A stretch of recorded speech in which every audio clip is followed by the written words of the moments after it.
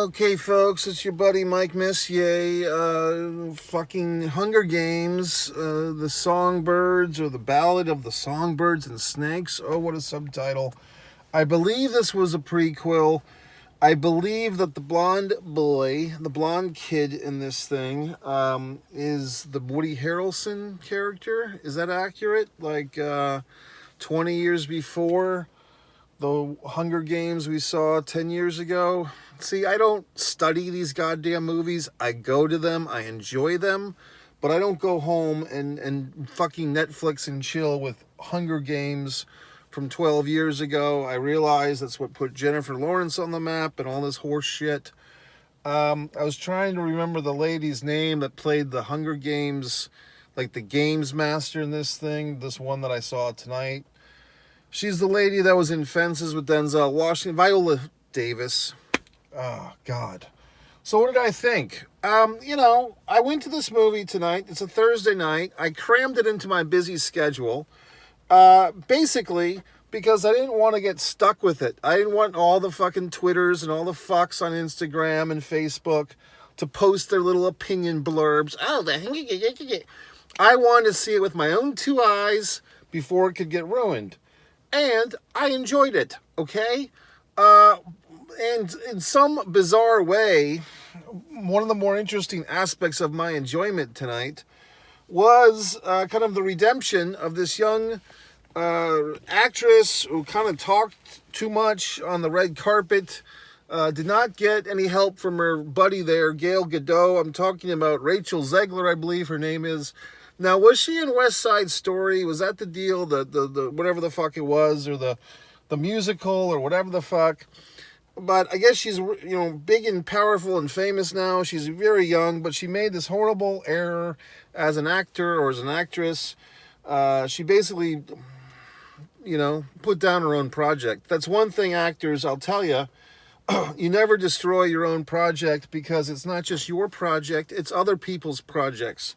Namely, the producers with all their money, the directors with their vision, and your co-actors, and the crew, the hard-working crew for these things. So Rachel made a horrible mistake. Now, she didn't put down her own version of Snow White, but she did something that might even be almost as bad or even worse.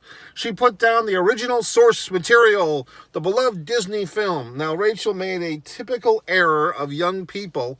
She mistook her values and her priorities and her value system.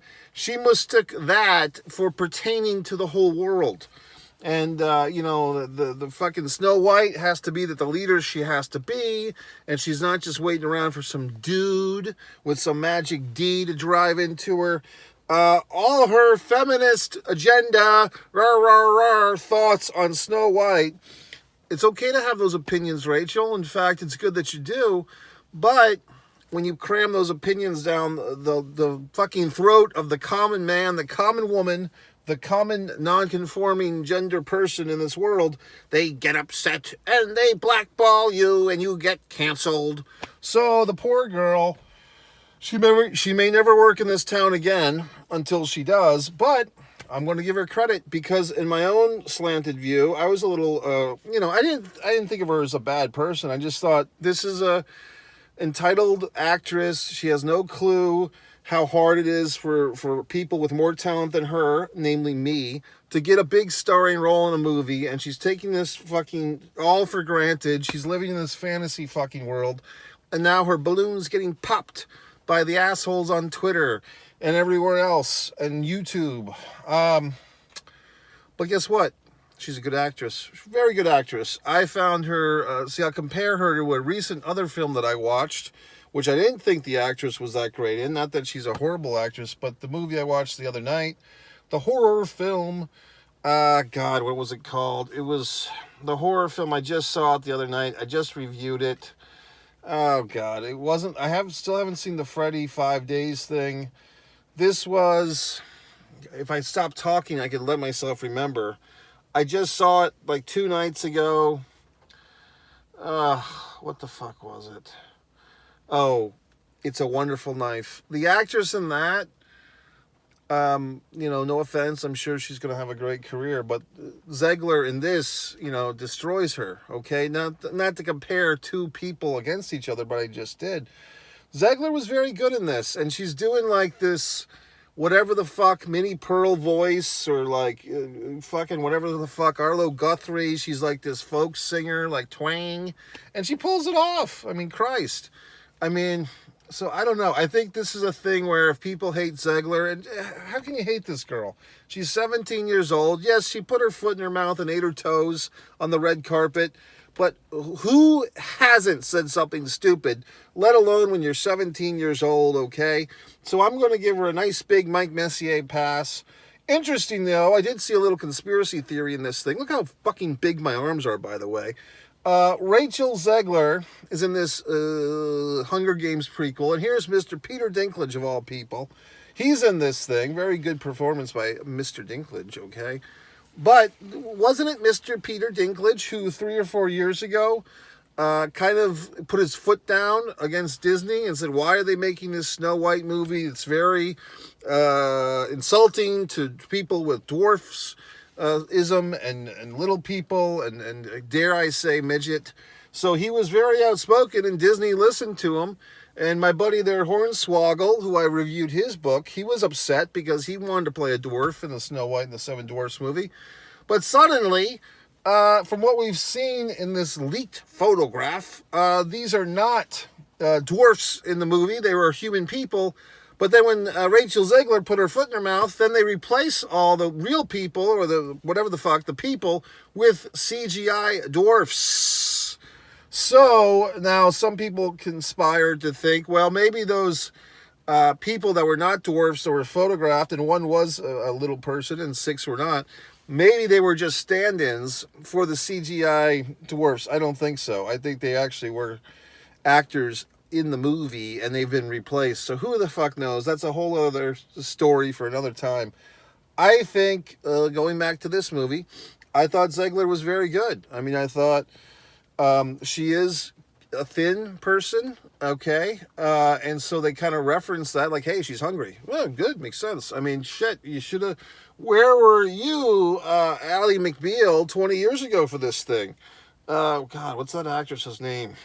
I'm getting to that point where I can't remember people's names. The lady that was the star of that show, Ally McBeal, Clarissa Flockhart. Ooh, you thought you had me, assholes. So Clarissa Flockhart, she could have been really good in the Hunger Games because, no offense, but she always looks like she could use a little sandwich and some potatoes or potatoes. In any event, fun movie. No, it wasn't really a fun movie. So that's the thing with a lot of these modern day, like, sequels, prequels, dequels. They're not really fun. That's just like, oh, this is brooding. And in this movie, you see kids getting crucified, hung, for Christ's sakes, shot in the back, snakes eating children. It's a pretty demented fucking movie if you sit there and you think about it.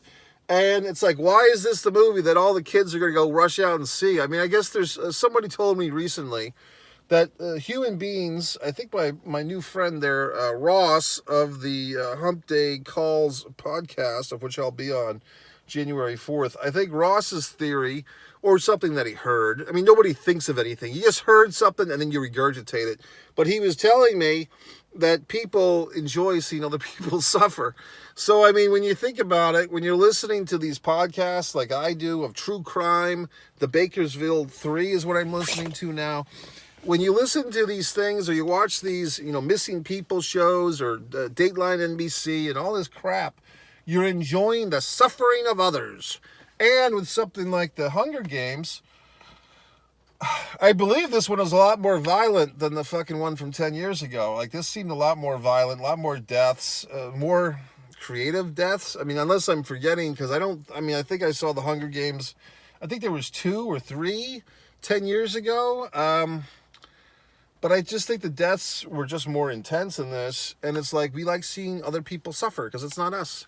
Now, this whole deal of fight for your life, people having to, the commoners or the lower caste having to fight for their survival. We've seen this theme in other movies. I think the first time I saw it in a movie, Arnold Schwarzenegger movie, What was that? The Running Man. Okay. God, I'm good. I get the brains. See, I don't drink the alcohol. I don't smoke the reefer. So I have a wonderful memory. Okay, kids. So The Running Man, Arnold Schwarzenegger. That's the first time. And see, the running fucking the Hunger Games, they never give credit to The Running Man. Then there's been all these other movies. I think Ice-T, the rapper Ice-T was in a movie like this, like The Island or something. There's even a B one with a naked. It's called like Naked Fear. It's like a woman is like a stripper basically, and she wakes up from being a stripper, and suddenly she's on this island getting hunted with a bow knife or a bow and arrow thing. So I mean, this theme of like humans having to fight for their survival. There's been different ways you tell it. Sometimes they're getting hunted. Sometimes they have to fight for their survival. But you know what it all goes back to, folks, what the original source material for this sick, macabre storyline is. It's a short story called The Lottery, and I don't think I can remember the name of the writer. I believe it was a female, however. She wrote this wonderful story called, it's not wonderful, it's pretty sick, but it's called The Lottery, and all these goddamn things. It's about a little village, and once a season, in order to have good luck for the next season, they randomly choose someone through like a pick of the draw or whatever the fuck, and that person gets stoned to death by everybody else, and they believe that it brings good luck to their community. So if you're a scholar, okay, look up The Lottery, and you say, gee whiz, thanks Mike Messier for all your fucking world wisdom. That short story launched 1,000 ships and 1,000 movies, good and bad. The Running Man, I think there was something called Logan's Run, which I haven't even seen, but I know of things that I haven't even seen. That's how intelligent I am. And everything else, The Hunger Games. Look up The Lottery. It's a quick read. I can read it in 10 minutes. You'll probably take 15. But look it up, enjoy it, and tell me what you think in the comments. Because we're trying to build a community here, assholes. So that's it. So I thought Rachel Zegler redeemed herself. Not that she gives a flying fuck what I have to say about her career. But good job, Rachel. Very good. The young man, the young Chad who played the lead guy, I believe the Woody Harrelson character. I could be wrong. He did good. A bunch of other people, a lot of them get killed. Dinklage, of course. The goddamn conspiracy. Okay, so Rachel Zegler, shit bombs on the fucking Snow White movie. And here's Mr. Peter Dinklage, who, before it even got filmed, was shitting on the dwarfs, the Snow White and the Seven Dwarfs, didn't want dwarfs in it. And here they are together. Dinklage and Zegler. So is there a connection there? Like, we are the actors who worked in the fucking Hunger Games prequel, and we both shat on the Snow White movie in different ways. So what's their connection? Are they having an affair? Hashtag question mark. Okay, folks, it's your buddy Mike Messier. If you do want to watch my movie, One Man and a Camera Films, I should say movies, because there's several. If you want to buy my books, it'd be nice if somebody did, okay? I mean, that person could be you. A Distance from Avalon, Fighter Play Basketball, my wonderful goddamn fucking books. You can buy them. If you're a Kindle Unlimited fucking fuck, you can read them for free. I also have my film advice book, which is invaluable. It's not just valuable, it's invaluable, okay? And my Wrestling with Sanity graphic novel, I published a wonderful lady from Massachusetts, Kate Spain, her book, Bad Girls with Good Tattoos. So all things are coming up rosy. You can also go to the Foreign Object on eBay, buy some of my original art, or just some crap that I'm selling on eBay. You can do all these things, or you can just go to some other fucking video I did. You can give this a wonderful thumbs up, or you can give it a thumb in your ass, for all I care. But we've had some fun. We watched a movie, and now we discussed it. It's your buddy Mike Messier signing off. www.mikemessier.com.